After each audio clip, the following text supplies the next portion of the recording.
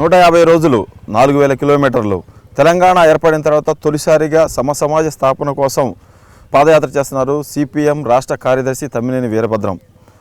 ఈ పాదయాత్ర తుది దశకు చేరుకుంది. ఈ నెల 19న హైదరాబాద్ చేరుకునే ఈ పాదయాత్ర అక్కడ భారీ బహిరంగ సభ నిర్వహించడం ద్వారా ఈ పాదయాత్ర లక్ష్యాలను వివరించబోతున్నారు తమ్మినేని వీరభద్రం. ఇప్పటివరకు ఈ పాదయాత్ర జరిగిన తీరు, అలాగే రాష్ట్రంలో కమ్యూనిస్టులకు ఉన్న భవిష్యత్తు ఏమిటి, సిపిఎం ఏ విధంగా తన లక్ష్యాలను నెరవేర్చుకోగలదనే విషయాల గురించి ఈరోజు నల్గొండ జిల్లా నాంపల్లి దగ్గర పాదయాత్రలో ఉన్న తమ్మినేని వీరభద్రంతో ఫేస్ టు ఫేస్లో తెలుసుకుందాం. సార్, ఫేస్ టు ఫేస్కి అవకాశం ఇచ్చినందుకు ధన్యవాదాలు.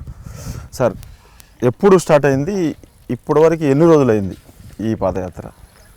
గత సంవత్సరం అక్టోబర్ 17న ఇబ్రాహీంపట్నంలో ప్రారంభమైంది. ఇది 142వ రోజు. ఇంకొక 12 రోజులు నడుస్తుంది. మార్చి 19న హైదరాబాద్లో ముగుస్తుంది. లక్ష్యం ఏం పెట్టుకున్నారు ఈ పాదయాత్ర? లక్ష్యం తెలంగాణ రాష్ట్రంలో సామాజిక న్యాయాన్ని సాధించడం అనేది ప్రధానమైన లక్ష్యం. అంటే సామాజిక న్యాయం అంటే ఈ తెలంగాణ రాష్ట్రంలో మొత్తం జనాభాలో 93% మంది SC, ST, BC, MBC, minority కులాలకు సంబంధించిన ప్రజలే ఉన్నారు. ఒక రాష్ట్రం అభివృద్ధి చెందడం అంటే రాష్ట్ర ప్రజలు అభివృద్ధి చెందడమే. ప్రజల అభివృద్ధి అంటే ఈ కులాల ప్రజల అభివృద్ధి చెందాలి. తెలంగాణ రాష్ట్ర అభివృద్ధి అంటే ఈ కులాల అభివృద్ధి అంటే కేవలం ఆర్థిక సమస్యలే కాకుండా ఈ అట్టడుగు కులాలని అణిచివేత, ఇతర సామాజిక సమస్యలు అనేకం ఉన్నాయి. వాటి నుంచి బయటపడకుండా ఈ కులాల ప్రజలు అభివృద్ధి కావడం అనేది ఉండదు. అందువల్ల సామాజిక న్యాయం సాధించడం ద్వారా అంటే అన్ని కులాలకు అన్ని విషయాల్లో సమవాటా లభించడం ద్వారా మాత్రమే తెలంగాణ రాష్ట్రం అభివృద్ధి అవుతుందనేది మా అవగాహన. ఈ అవగాహన వివరించడానికే ఈ యాత్ర సాగుతుంది. ఇప్పటి వరకు చూసుకుంటే ఉన్నాను తెలుగుదేశం పార్టీ కానీ, టీఆర్ఎస్ కానీ, కాంగ్రెస్ కానీ, వీటన్నిటికంటే ముందున్న పార్టీ సిపిఎం తెలంగాణలో. ఇక్కడే మీకు బేస్ ఉంది, మొత్తం పునాది అంతా కూడా ఇక్కడ ఉంది. అప్పుడెప్పుడు కనపడని ఈ సామాజిక న్యాయం, సామాజిక అసమానతలు, సామాజిక సమతుల్యత ఇవన్నీ కూడా తెలంగాణ ఏర్పడిన తర్వాత ఎందుకు కనిపిస్తూ ఉన్నాయి మీకు? తెలంగాణ ఏర్పడడానికి దానికి సంబంధం లేదు, కానీ ఇటీవల జరిగిన కానీ గతంలో ఎప్పుడు కూడా ఇలాంటి కార్యక్రమం మీరు తీసుకోలేదు. అదే చెప్తున్నా. తెలంగాణ రాష్ట్రం ఏర్పడడం, మా అఖిల భారత మహాసభ విశాఖపట్నంలో జరగడం ఏకకాలంలో జరిగింది. ఆ మహాసభ దాకా సామాజిక సమస్యల పట్ల మాకున్న అవగాహన వేరు. ఆ మహాసభ తర్వాత మేము సామాజిక సమస్యల పట్ల స్పందిస్తున్న తీరు వేరు. అంటే అంతకుముందు సామాజిక సమస్యలు తీసుకోలేదని కాదు, కానీ సామాజికం అంటే కులాల వారీగా సమస్యలు తీసుకుంటే వర్గాన్ని చీలుస్తుందేమో, అందుకని వర్గ ఐక్యత ముఖ్యం అనే అవగాహనలో సిపిఎం పార్టీ ఉండేది. కానీ ఆ వర్గం ఐక్యం చేయాలన్నా సరే కులం అడ్డం వస్తుంది అనేది అనేక అనుభవాలు తెలుసుకున్న తర్వాత కుల సమస్యలు చాలా ముందుకు వచ్చి పీడనకు గురవుతున్నటువంటి పరిస్థితుల్లో ఆ కులాన్ని కూడా అడ్రస్ చేయాలి అనేది ఇవాళ నేను తీసుకున్నటువంటి కార్యక్రమం. సిపిఎం తన దృక్పథాన్ని మార్చుకుంది తప్పకుండా, ఎందుకంటే సమాజంలో అనేది దానికంటే మెరుగుపరుచుకుంది అన్నారు. కానీ ఇప్పుడు ప్రతి రంగంలో కూడా కులము అనేది చొప్పించారు, ప్రతి చోట కూడా కులం ఉంది. ఆ కుల ప్రస్తావన లేకుండా వాళ్ళకి సామాజిక న్యాయం కావాలి అనే మీ డిమాండ్ కానీ, మీ అభిలాష కానీ ఎంతవరకు అసలు ఆ వర్గాలకు చేరిందా? కనీసం కులం సమస్య ప్రస్తావన లేకపోవడం అనే సమస్య లేదు. బడ్జెట్లు కూడా కులాల వారీగా కులంకున్న జనాభాను బట్టి కేటాయించాలని మేము చెప్తున్నాం. కానీ కమ్యూనిస్టులు దానికి వ్యతిరేకం కదా? వ్యతిరేకం కాదు. గతంలో ఆ సమస్యను ఆ రూపంలో తీసుకోలేదు కాబట్టి వ్యతిరేకం అభిప్రాయం కలిగిందేమో ఎవరికైనా, కానీ వ్యతిరేకం ఎప్పుడు కాదు. ఇప్పుడు ఆ సమస్యను ఆ రూపంలో తీసుకోవడం ద్వారా మనం సామాజిక న్యాయాన్ని, సమన్యాయాన్ని సాధించాలనేది ఇప్పుడు ప్రయత్నం. ఈ 142 రోజుల్లో ఆ దిశగా మీరు చేస్తున్న ప్రయత్నం ప్రభుత్వం దృష్టికి వెళ్ళిందా? తప్పకుండా. మా యాత్ర ప్రారంభమైన తర్వాత ప్రభుత్వం కూడా కులాల వారి ఎజెండా తీసుకుంటోంది, కులాల వారి సమస్యలు చర్చిస్తోంది.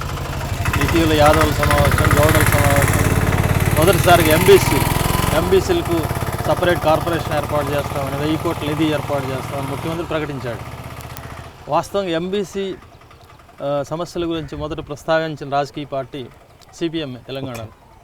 ఆ ఎంబీసీలు ప్రత్యేకంగా బీసీల్లో చిన్న కులాలు బాగా అణిచివేయబడుతున్నాయి కాబట్టి వాళ్ళకు ప్రత్యేకమైన అభివృద్ధి కార్యక్రమాలు ఉండాలి, ప్రత్యేక నిధులు ఉండాలి, ప్రత్యేక చట్టాలు ఉండాలి అని మొదట వాదించింది సిపిఎం పార్టీ.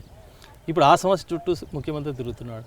అంటే పాదయాత్ర యొక్క ప్రభావం ముఖ్యమంత్రి మీద తప్పకుండా ఉంది. ఇక్కడ పాదయాత్ర అనేది మీరు ఇప్పుడు దాకా చెప్పిన లక్ష్యాల గురించి కాదు, సిపిఎం అంతరించిపోతున్న సిపిఎంను కాపాడుకోవడం కోసమే అనే ఒక ఆరోపణ కూడా ఉంది. అంతరించిపోవటం అనేది ఎప్పుడు ఉండదు. కమ్యూనిస్టులు బలంగా ఉండడం, బలహీనంగా ఉండటం అనేది జరుగుతుంటుంది. సహజం. ఏ రాజకీయ పార్టీ అయినా ఒక్కొక్కప్పుడు బలపడుతుంటుంది, కొన్ని పరిస్థితులు క్లిష్ట పరిస్థితులు ఎదురైనప్పుడు బలహీనపడుతుంటుంది. అది సిపిఎం విషయంలో, కమ్యూనిస్టుల విషయంలో కూడా జరుగుతుంది. కానీ మీ బలం బలహీనతలు అనేవి పేలవంగా ఉంటున్నాయి. చూస్తే ఏదో ఒక పార్టీకి తోడుగా వెళ్ళడం, లేదా వాళ్ళతో అండగాగడం ఎలక్షన్ వరకు, ఆ తర్వాత విడిపోవడం, మేము మళ్ళీ సమాజ స్థాపన అంటాం, ఇంకోటి అంటాం చేస్తున్నారు. కానీ ఖచ్చితంగా ఒక ఫోర్స్గా ప్రత్యామ్నాయంగా కమ్యూనిస్టులు ఎదగలేకపోతున్నారు, సిపిఎం ఎదగలేకపోతూ ఉంది. ఎదగాలనే ప్రయత్నంలోనే ఉన్నాం. ఆ ఎదిగే క్రమంలో ఈ పొత్తులు కూడా నష్టం చేశాయని కూడా మేము ఆత్మపరిశీలన చేసుకున్నాం. వాస్తవంగా ఈ రకరకాల రాజకీయ పార్టీలతో, అంటే ఒకే ఆర్థిక విధానం అనుసరించి పెట్టుబడిదారులు కొమ్ము కాసేటువంటి విధానాలు ఉన్న పార్టీలతో కూడా ఒక ప్రధాన శత్రువుని ఓడించాలనే పేరుతో ఇంకొకరిని, వీళ్ళని ఓడించాలనే పేరుతో వాళ్ళని ఈ బలపరచడం వల్ల, మేము బలపరిచి గెలిపించిన వాళ్ళు కూడా అదే విధానాలు అవలంబించడం వల్ల ప్రజల్లో ఒక చులకన భావం కమ్యూనిస్టులు అంటే వచ్చింది. అంటే మీరు బలపరచడం కాదు, బలపడిన వాళ్ళ పక్కన చేరి మీరు బలపడే ప్రయత్నం చేస్తారనేది. మీరుంది మీ పర్సంటేజ్ తక్కువ, మీరు వాళ్ళని బలపరచడం ఎక్కడ ఉంటుంది సమస్య? మా బలం పెంచుకోవడం కోసం చేరడం కాదు. అంటే దేశంలో ప్రజలకు ప్రధాన శత్రువుగా ఇప్పుడు బీజేపీ ఉంది, చాలా ఆగడాలు చేస్తుంది మద్దతత్వం. బీజేపీని ఓడించాలంటే కమ్యూనిస్టులకు బలం సరిపోవట్లేదు. మీరు వాళ్ళ మతత్వ పార్టీ అంటారు, మీకంటే వెనక పుట్టిన ఆ పార్టీ దేశాన్ని వెళ్తా ఉంది. మీరు ఆ దిశగా మీరు ఈ మోస ధోరణి మార్చుకోవట్లేకపోతున్నారు. ఒకటే గొప్పతనం అనుకుంటే పొరపాటు. ఆ మాటకు వస్తే దేశాన్ని నాశనం చేసిన కాంగ్రెస్ కూడా మొదటి నుంచి బలంగానే ఉంది. బలం ఉండడమే గొప్ప కాదు. అది వాళ్ళ విధానం ఏంటి, ప్రజల పట్ల వాళ్ళు అనుసరించే పద్ధతి ఏంటి అనేది కూడా ముఖ్యం. ప్రజాస్వామ్యంలో కూడా చాలా బలంగా ఉంటుంది. ప్రజాస్వామ్యంలో అధికారంలోకి రావడమే పరమావధి. దాని ద్వారా మీరు అనుకుంటున్న ఫలాలు ప్రజలకు అందించడమే అంతిమ లక్ష్యము. కానీ మీరు ఆ అధికార పీఠానికి చేరడానికే మీ చుట్టూ కొన్ని సంఖ్యలు బంధాలు ఏర్పరచుకొని పొరపాటు. అధికారంలోకి రావడం లక్ష్యం అంటే అడ్డగోలుగా, అంటే అధికారం రావడానికి ఏ అడ్డదారైన దొక్కే లక్ష్యం మాకు లేదు. ప్రజల సంక్షేమం, సమన్యాయం, సామాజిక న్యాయం అనేది మా లక్ష్యం. ఆ లక్ష్యం సాధించడానికి పనికి వచ్చే వాళ్ళని కలుపుకోవడం తప్ప ఇప్పుడు ఈ రకమైనటువంటి పొత్తులకు మేము పూర్తి వ్యతిరేకం. ఆ రకంగా ఏదో రకంగా 4 సీట్లు సంపాదించాలని, ఓటు రావాలని, మాకు అధికారం రావాలని మేము కోరుకోవట్లేదు. ఒకవేళ మేము చెప్తున్నటువంటి సామాజిక న్యాయం మీ అధికారంలో రాకుండానే ఇంకెవరైనా తీసుకొస్తే సంతోషిస్తాం. కానీ ఆ దిశగా ఎటువంటి ఒక్క మెట్టు కూడా కమ్యూనిస్టులు ఎక్కలేకపోతున్నారు. మీరు ఇప్పుడు నిందించిన కాంగ్రెస్ పార్టీ కానీ మిగతా పార్టీలు కానీ, ఒక బీజేపీ అన్ని పార్టీలతో కూడా మీరు అంటకాగారు. మీరు ఎలా వీటిని విభజించి చూస్తారు? కాంగ్రెస్తో కలిసిపోయింది కాగడమే తప్పని మేము చెప్తున్నాం. గత 25 సంవత్సరాలుగా వాళ్ళని వీళ్ళని సపోర్ట్ చేయడం అనే రాజకీయ ఎత్తుగడలు తప్పు ఎత్తుగడలు, అవి పార్టీని నష్టపెట్టినాయి. అవి సరైనవి కాదు. భవిష్యత్తులో వాటిని అనుసరించకూడదని మేము తీర్మానం. ఈ చారిత్రక తప్పిదాలు ఎన్నిసార్లు సిపిఎం చేస్తుంది, ఎన్నిసార్లు ప్రజలకు క్షమాపణలు చెప్తుంది, ఎన్నిసార్లు సిద్ధాంతం మార్చుకొని మళ్ళీ ఒంటరిగా వెళ్దామని, మళ్ళీ బలపడదామని ప్రయత్నం చేస్తూ ఉంటుంది. ఎప్పుడు తప్పు సరి చేసుకున్నా విమర్శిస్తారు, సరి చేసుకోకపోయినా విమర్శిస్తారు. విమర్శించేవాడు నోటికి ఏమి తాళం ఉండదు. దాని గురించి మేము పట్టించుకోం. కానీ మా అనుభవాల రీత్యా తప్పులు తప్పుగా అంగీకరిస్తాం. మిగతా వాళ్ళు ఆ పని చేయలేకపోవచ్చు, ధైర్యం ఉండకపోవచ్చు వాళ్ళు తప్పులు ఒప్పుకోవడం. కానీ తప్పులు జరగకుండా ఎవరూ ఉండరు. మానవ జీవితంలో తప్పులు సహజంగా ఉంటాయి, పార్టీలో కూడా ఉంటాయి. వాటిని ఒప్పుకోవడంలో, సరిదిద్దుకోవడంలో నిజాయితీ ఉంటే ముందుకెళ్తాం. కానీ దేశం మొత్తంగా చూసుకుంటే కూడా కమ్యూనిస్టుల పరిస్థితి తిరోగమనంలోనే ఉంది. మీరున్న కేరళ, బెంగాల్, త్రిపుర మినహాయిస్తే మిగతా చోట్ల ఉనికి కూడా కనుమరుగయ్యే పరిస్థితి కనిపిస్తుంది. దీని మీద మీ రెగ్యులర్ సమావేశాలు ఎలాంటి సమీక్షలు జరుగుతుంటాయి సార్? ప్రపంచ చరిత్రలో కమ్యూనిస్టులు దెబ్బతినడం, పూర్తిగా నామరూపాలు లేకుండా పోయారన్న పరిస్థితులు రావడం, తిరిగి పుంజుకోవడం, విజయాలు సాధించడం కొన్ని వందల సార్లు జరిగింది. కొన్ని ప్రత్యేక పరిస్థితుల్లో కమ్యూనిస్టులు దెబ్బతినటం అనేది జరుగుతుంది. ఆ రకమైనటువంటి దాడులు, ఆ రకమైనటువంటి అణిచివేతలు కమ్యూనిస్టులు ఎదుర్కొన్నారు గత చరిత్రలో. కానీ ఎప్పుడు కూడా బాధలు ఉన్నంతకాలం, కష్టాలు కన్నీళ్ళు ఉన్నంతకాలం వాటికి వ్యతిరేకంగా పోరాడే కమ్యూనిస్టులు తప్పకుండా ఉంటారు. కానీ మీరు కష్టాలు కన్నీళ్ళు తుడుస్తూ ఉంటున్నారు, బాధలు ఉన్నప్పుడల్లా మేము అక్కడ ప్రత్యక్షం అవుతామని చెప్తున్నారు. కానీ ఆ కష్టాలు ఉన్నవాళ్ళు, కన్నీళ్లు పెడుతున్న వాళ్ళు, బాధలు ఉన్నవాళ్ళు ఎవరూ కూడా మీకు ఎలక్షన్ దగ్గర వచ్చేటప్పటికి తోడు రాలేకుండా పోతున్నారు. మీరు చెబుతున్న బూర్జువా పార్టీలకే అండగా నిలుస్తున్నారు. మీ వైఫల్యమా, ప్రజలను మీ వైపు రప్పించుకోలేకపోవటం, లేకపోతే మీరే విఫలం అయ్యారు, వీళ్ళతో అనవసరమైన ప్రజలు అనుకున్నారు అనుకోవచ్చా? కొన్ని పరిస్థితుల వల్ల ప్రజా మద్దతు ఒకేసారి కనపడకపోవచ్చు. మీ సిద్ధాంతాలు కరెక్ట్ అయినప్పుడు ఎందుకు బలపడలేదని ఒక ప్రశ్న. బలపడలేకపోయారంటే మీ సిద్ధాంతాలు రాంగ్ అనేది నా ప్రశ్న. రాంగా రైటా? తప్పది. సిద్ధాంతాలు కరెక్ట్గా ఉన్న వాళ్ళు కూడా వెంటనే బలపడరు. ఓకే, చాలా సందర్భాల్లో. కానీ మీ పార్టీకి 70-80 ఏళ్ల చరిత్ర ఉన్న పార్టీ భారతదేశంలో. స్వతంత్ర పోరాటం చాలా కరెక్ట్. కానీ 200 సంవత్సరాలు పట్టింది. 200 సంవత్సరాలు పట్టింది. మరి ఆ మొదటి 10 సంవత్సరాలు 20 సంవత్సరాలు పోరాడిన వాడు మీలాగానే అడిగితే మీరు కరెక్ట్ అయితే ఎప్పుడూ గెలిచేవాళ్ళు కదా అంటే, ప్రజలు మద్దతు ఇచ్చేవాళ్ళు కదా అంటే ఇవ్వలేదు. వాస్తవం అది. కానీ స్వాతంత్ర పోరాటము దశల వారీగా పెరుగుతూ పైకి వచ్చింది. కానీ కమ్యూనిస్టుల పోరాటం ఎవరన్నా తోడుంటే పైకి వస్తుంది, ఎవరన్నా తోడు లేకపోతే అణిగిపోతా ఉంది. లేదు, స్వతంత్రం కావాలని అడిగిన తర్వాత కూడా ఆ కోరికకు మద్దతుగా ప్రజలేం రాలేదు. ఉవ్వెత్తుగా బ్రిటిష్ వాళ్ళని సమర్థించారు. బ్రిటిష్ తొత్తులుగానే ఉన్నారు చాలామంది వాళ్ళ కాంగ్రెస్ నాయకులు ఉన్నవాళ్ళు కూడా. చివరికి ఒక దశకు వచ్చిన తర్వాత అభివృద్ధి అయింది. అంటే ప్రజలందరికీ ఆ విషయం అర్థమైన తర్వాత, ప్రజలందరికీ బ్రిటిష్ వాళ్ళ దోపిడీ ఎంత నష్టమో అర్థమైన తర్వాత మాత్రమే అది సాధ్యమైంది. అట్లాగే ఇవాళ ఉన్నటువంటి పెట్టుబడిదారు సమాజంలో ఈ దోపిడీకి వ్యతిరేకంగా కమ్యూనిస్టుల యొక్క అవసరం, ఆ పోరాటం యొక్క అవసరం ప్రజలు గుర్తించినప్పుడే మేము బలపడుతూ. ఎప్పుడు గుర్తిస్తారు అనేది మా ప్రశ్న. ఎప్పుడు గుర్తిస్తాను ప్రజలను అడగాలి. గుర్తింపలే చేయడంలో మీరు విఫలం అవుతున్నారు అనేది ఒక ఆరోపణ. అదే నేను అనేది. మొదటి స్వాతంత్ర పోరాట యోధులు కూడా విఫలమైతే మేము కూడా విఫలమైనట్టే. అంటే కమ్యూనిస్టుల పోరాటము, స్వాతంత్ర పోరాటం, కమ్యూనిస్టుల పోరాటాన్ని ఇప్పుడు చేస్తున్న కమ్యూనిస్టుల ఉద్యమాలన్నీ కూడా స్వతంత్ర పోరాటంతో పోల్చుకుంటున్నారు. తప్పకుండా ప్రతి ఉద్యమం ఇది షార్ట్ కట్లో అయిపోయే ఒక ఎలక్షన్ పోరాటం కాదు, ఎత్తుగళ్ల పోరాటం కాదు. ఒక సమాజాన్ని వ్యవస్థనే మార్చాలని చేసే కృషి ఇది. ఈ కృషి చాలా దీర్ఘకాలం పడుతుంది. ఆ దీర్ఘకాలం ఎత్తుపల్లాలు ఉంటాయి, పడి లేచే సందర్భాలు ఉంటాయి. ఓకే, దానికి మేము నిరుత్సాహపడలేదు. కానీ ప్రతిసారి చూస్తుంటే ఎన్నికల్లో, ప్రజాస్వామ్యంలో ఎన్నికలే కొలమానం. ఆ ఎన్నికల్లో మీ పెర్ఫార్మెన్స్ తగ్గుతుంటే మీరు తగ్గుతున్నట్టుగా భావించాలి కదా. ఎన్నికలు అనే వాటిని ప్రజల్లోకి వెళ్ళడానికి ఒక సాధనంగా, ఎన్నికల్లో గెలిస్తే దాన్ని కూడా ఒక ఆయుధంగా ఉపయోగించడం తప్ప ఎన్నికలు కూడా సర్వస్వం కాదు మా పార్టీ. అంటే స్వాతంత్ర పోరాటం చేస్తున్న కమ్యూనిస్టు పార్టీలే ఇప్పుడు కేరళ, బెంగాల్లో చూస్తే రౌడీజం చేస్తున్న పార్టీలుగా కూడా ముద్రపడిపోయినాయి. అక్కడ జరుగుతున్న దౌర్జన్యాలకు, అక్కడ జరుగుతున్న అరాచకాలకు మీ పార్టీ నాయకులే కారణమవుతున్న ఆరోపణలు వినిపిస్తున్నాయి. దాన్ని ఎలా చూస్తారు మీరు? వాస్తవంగా బెంగాల్లో చూసినా, కేరళలో చూసినా అత్యధికంగా చావులకు, హత్యలకు గురవుతుంది సిపిఎం కార్యకర్తలు. గవర్నమెంట్ లెక్కలే ఉన్నాయి. సిపిఎం రౌడీజం అయితే సిపిఎం వాళ్ళు చచ్చిపోతారు. కానీ అరాచకం చేశారు 25 ఏళ్ల పాటు బెంగాల్లో. అందుకోసమే మళ్ళీ తిరిగి కోలుకోలేని విధంగా ఓడిపోయారనే కారణం ఏమని చెప్తారు? ఓడిపోవడానికే ఉంది. ఓడిపోవడం ఎవరైనా ఓడిపోతారు. చాలా రాష్ట్రాలు చాలామంది ఓడిపోయారు. మొత్తం దేశానికి స్వాతంత్రం తెచ్చిన అనుకున్న కాంగ్రెస్ ఓడిపోయింది, బీజేపీ ఓడిపోయింది. అంటే మీరు ఆ పార్టీలతో పోల్చుకోవట్లేదు. ఆ పార్టీలకి భిన్నమైన పార్టీ, భిన్నమైన సిద్ధాంతాలు, భిన్నమైన లక్ష్యాలు అని చెప్పుకుంటున్న వాళ్ళు మీరు ఓడిపోవడం అనేది మిగతా పార్టీలతో ఎలా పోల్చుకుంటారు? పార్టీలు భిన్నం కావచ్చు, ఎన్నికలు జరిగే తీరు భిన్నం కాదు. కానీ ప్రజలను వేధించారు సిపిఎం వాళ్ళు, ప్రజలను కాల్చుకు తినారు. అందుకోసమే బెంగాల్లో ఓడించారు. రెండోసారి కూడా అధికారంలో రాలేకపోయారు మీరు. అది తప్పు. బెంగాల్లో మా గవర్నమెంట్ ఉన్నప్పుడు చేసిన మంచి పనులు చిరస్థాయిగా ఉన్నాయి. అది భూపంపకం కావచ్చు, పంచాయతీల వికేంద్రీకరణ కావచ్చు, గ్రామాల్లో ఉపాధి కల్పన కావచ్చు, వీటన్నిటిలో. అయితే కొన్ని విషయాలు మేము కూడా పొరపాటు చేసి ఉండవచ్చు. కానీ బెంగాల్లో ఏదో వేరే పార్టీ గెలిచినంత మాత్రంలో సిపిఎం పార్టీ చేసిన కృషి లేదని అనుకోవడం కానీ, లేదా అక్కడ రౌడీజం అని అనుకోవడం కానీ చాలా పొరపాటు. కానీ అచ్యుతానందనం, మాణిక్ సర్కార్ లాంటి వాళ్ళని మినహాయిస్తే మీ పార్టీలో కొంతమంది మీద అవినీతి మరకలు ఏర్పడినాయి, విచారణ ఎదుర్కొంటా ఉన్నారు, అక్రమాల్లో ఇరుక్కుంటున్నారు, అవకతవకల్లో ఇరుక్కుంటున్నారు. దీన్ని ఎలా చూస్తారు మీరు?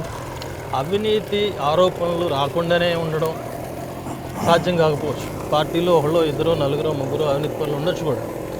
కానీ ఆరోపణలు రావడం వేరు. వాటి పట్ల పార్టీ స్పందించే తీరేంటని దాన్ని బట్టి ఆ పార్టీని అంచనా వేయాల్సి ఉంటుంది. కానీ మీరు భిన్నమైన పార్టీలని చెప్పుకుంటున్న వాళ్ళు మీరు కూడా అదే మోసలో వెళ్తున్నారు అనేది ఆరోపణ. కమ్యూనిస్టులకి మిగతా పార్టీలకు తేడా లేదు. మిగతా పార్టీలు అవినీతిని సహిస్తాయి, అవినీతి పనులను తెలిసినా సరే భరిస్తాయి, వాళ్ళే నాయకులు కొనసాగిస్తాయి.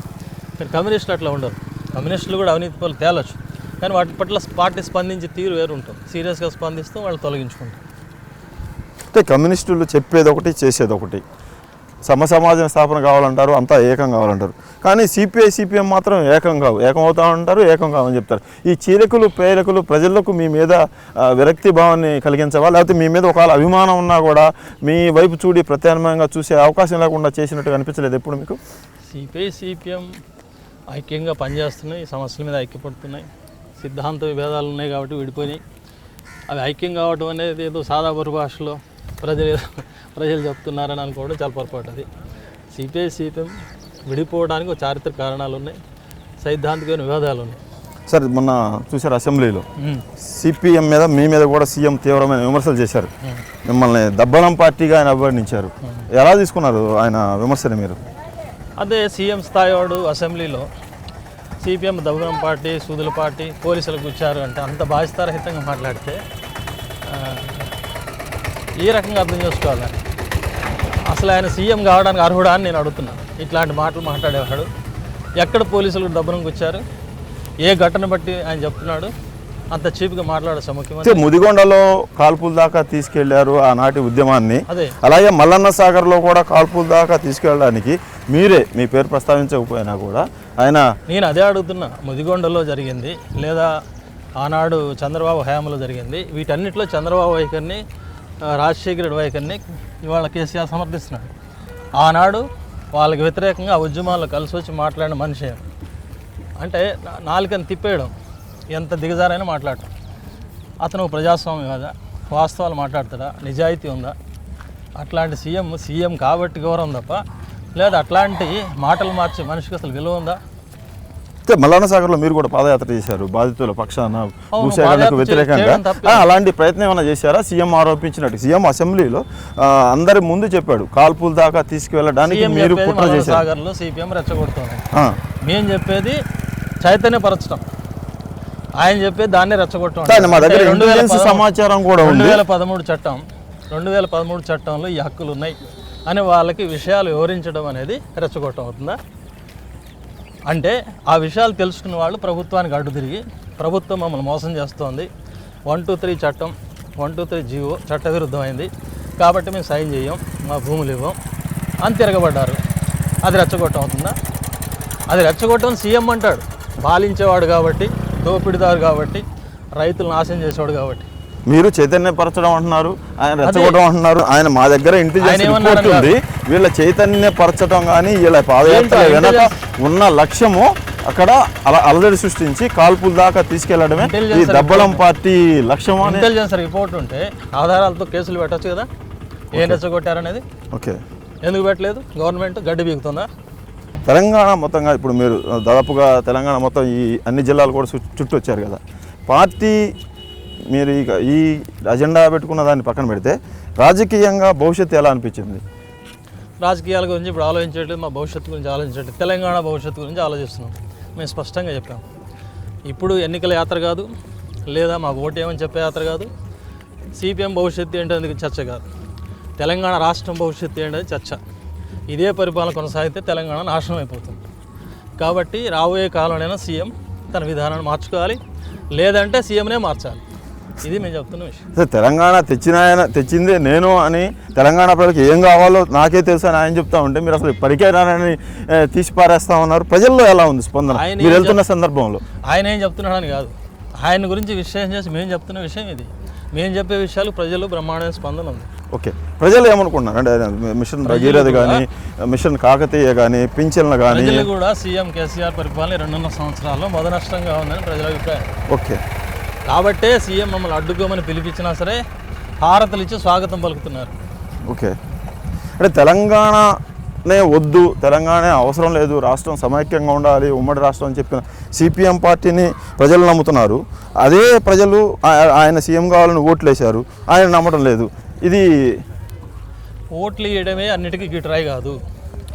ఓటు వేసిన వాడు, గెలిచిన వాడు ఇక నేను చెప్పే వాటన్నిటిని ఆమోదించి ఓటేశారు అని అనుకోవడం చాలా పెద్ద పొరపాటు. ఎందుకంటే ఓటు ఏ స్థాయిలో ఏం ఆలోచన చేస్తున్నారు, ఓటు వేసిన తర్వాత ఏం చేస్తున్నారు అది గమనించకుండా ఒకసారి ఓటేశారు కాబట్టి ఇక మేము చేసేవన్నీ శాంక్షన్, గెలిచాం కాబట్టి మేము చెప్పిందంతా వేదం అని అనుకుంటే పొరపాటు. ఇది ప్రజాస్వామ్యం కాదు. అది సార్ మీరు గతంలో ఒకటి ప్రకటించారు, ఈ తెలంగాణ అభివృద్ధికి ఏం కావాలో ఒక బృహత్తర ప్రణాళికను మేము ఇవ్వబోతా ఉన్నాము, ఏం చేస్తే ఈ తెలంగాణలో అన్ని వర్గాలకు న్యాయం జరుగుతుంది అనే దాని గురించి చెప్పారు. అది ఎంతవరకు వచ్చింది? తెలంగాణ అభివృద్ధి సింపుల్, ప్రతివాడికి చదువు కావాలి. చదువు కావాలంటే తెలంగాణలో ఉన్నదంతా పేద ప్రజలు, అట్టడుగు కులాల వాళ్ళకి ప్రభుత్వ విద్య ద్వారా తప్ప చదువు వచ్చే అవకాశం లేదు. ప్రభుత్వంలో ఇంగ్లీష్ మీడియం లేదు, టీచర్ లేరు, స్కూళ్ళు లేవు, గదులు లేవు. వైద్యం అందుబాటులోకి రావాలంటే ప్రభుత్వ వైద్యమే మార్గం. వాటికి తగిన నిధులు కేటాయించట్లేదు. తిండి, భూమి ఇవ్వాలి, ఇస్తా అన్నారు. ఇల్లు ఇవ్వలేదు, భూమి ఇవ్వలేదు. చదువుకున్నవాడికి ఉద్యోగం, ఆంధ్ర వాళ్ళు పోతే ప్రతి ఇంటికి ఉద్యోగం వస్తుందన్నారు. ఇంటికి ఉద్యోగం కాదు, ఊరికొక ఉద్యోగం కూడా ఇవ్వలేదు. కనీస వేతనాలు అమలు జరుగుతాం, కాంట్రాక్ట్ అనే మాట ఉండదన్నారు. ఒక్కటి అమలు జరగలేదు. మీరు చెప్పిన ప్రణాళిక ఎలా ఉండబోతుంది? ఇది ఆయన హామీలు ఇవన్నీ అందుబాటులోకి రావాలి. ఇవి అందుబాటులోకి రావాలంటే మార్గం ఉంది. ఎలా? మనం ఖర్చు పెట్టే 1,25,000 కోట్ల బడ్జెట్లో SC ST subplan, minority subplan, BC subplan ద్వారా జనాభాను బట్టి నిధులు కేటాయిస్తే ఈ సౌకర్యాలన్నీ వాళ్ళకి అందుబాటులో తీసుకొచ్చే అవకాశం ఉంది స్పష్టంగా. ఈ సామాజిక న్యాయము, సామాజిక తెలంగాణ, సమసమాజం ఇదన్నీ చెప్తా వస్తున్నారు కదా మీరు. కానీ మీ పార్టీలోనే ఇవన్నీ లేవు అనేది ఒక ఆరోపణ. మీకు కూడా తెలుసు ఆ ఆరోపణ ఏంటి అనేది? నేను చెప్పాను కదా, ఇప్పుడు వరకు కులం పట్ల, ప్రాతినిధ్యాల పట్ల మాకున్న అవగాహన వేరు. అట్టడుగు కులాల సంక్షేమం కోసం పనిచేసేవాడు ఏ కులం ఆడైనా పర్వాలేదు, ఏ బాధ్యతలు ఉన్నా తప్పలేదు అనేది మా భావన ఇదివరకు.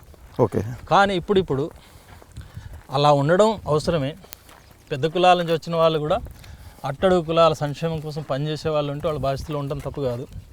కానీ వీలైన మేరకు క్రమంగా అట్టడుగు కులాల నుంచి కూడా ప్రాతినిధ్యాన్ని పెంచాలి, నాయకత్వంలోకి పెంచాలి. పేదల పార్టీ అని చెప్పుకునే కమ్యూనిస్టులు భారీగా ఆస్తులు కూడా పెడతా ఉంటారు.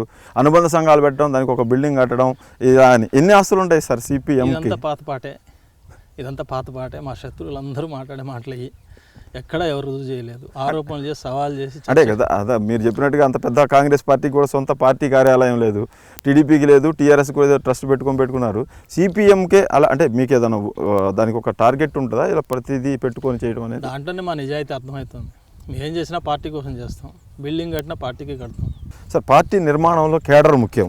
కొత్త కేడరు రాక ఎలా ఉంది సిపిఎం పార్టీలోకి? కొత్త కేడర్ రాకడ గత 15-20 సంవత్సరాలుగా బాగా తగ్గింది. తగ్గడమే కాదు, ప్రాబ్లం ఒకటే, మేము అనుసరించిన విధానాలు రిఫ్లెక్ట్ అవుతాయి. మేము అనుసరించిన విధానాల పట్ల ప్రజలకు విశ్వాసం కలగలేదు. ఓకే. ఆ రకంగా ప్రజా విశ్వాసం క్రమక్రమంగా తగ్గుతూ వచ్చింది. కొత్త రిక్రూట్మెంట్ అనేది కూడా తగ్గిపోయింది. కాబట్టి ఇప్పుడు మా విధానాన్ని మళ్ళీ సమీక్షించుకొని సరి చేసుకున్నాం. కాబట్టి రాబోయే కాలంలో తప్పకుండా ఆ రిక్రూట్మెంట్ ఉంటుందనేది మా అంచనా. మీ లక్ష్యం చూస్తేనేమో భారీ ఎత్తున ఉంది. స్వతంత్ర పోరాటంతో మీరు పోల్చుకొని ఏదైతే ఈ అణగారిన వర్గాల కోసం మీరు చేస్తున్న పోరాటం ఎప్పటికైనా కూడా ఒక రూపురేఖలు వచ్చి ఫలితం ఇస్తుందని చెప్తున్నారు. అసలు రిక్రూట్మెంటే లేని నేపథ్యంలో, కార్యకర్తల బలమే లేని నేపథ్యంలో మీరు ఉన్న సీనియర్లు ఎన్ని రోజులు ఈ బండిని లాగించగలుగుతారు?